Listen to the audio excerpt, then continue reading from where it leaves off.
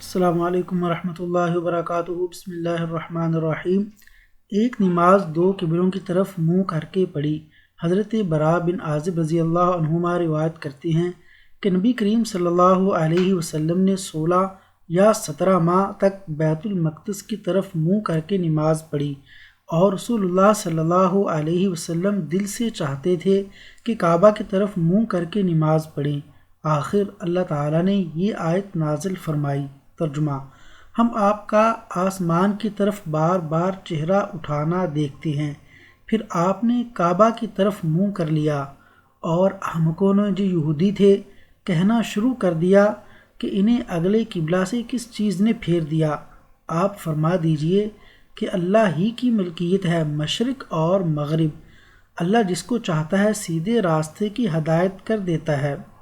جب قبلہ بدلا تو ایک شخص نے نبی کریم صلی اللہ علیہ وسلم کے ساتھ نماز پڑھی، پھر نماز کے بعد وہ چلا اور انصار کی ایک جماعت پر اس کا گزر ہوا جو عصر کی نماز بیت المقدس کی طرف منہ کر کے پڑھ رہے تھے۔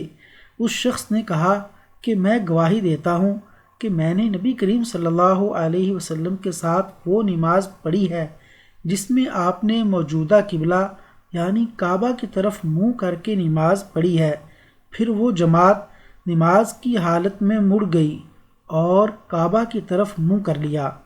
تشریح: بیان کرنے والے حضرت عباد بن بشر نامی ایک صحابی تھے، اور یہ بنی حارثہ کی مسجد تھی جس کو آج بھی مسجد القبلتین کے نام سے پکارا جاتا ہے۔ اللہ تبارک و تعالیٰ سے دعا ہے کہ اللہ تعالیٰ نبی کریم صلی اللہ علیہ وسلم کی اطاعت و فرما برداری کرنے کی توفیق عطا فرمائے اور آپ کی نافرمانی سے محفوظ فرمائے۔ آمین یا رب العالمین۔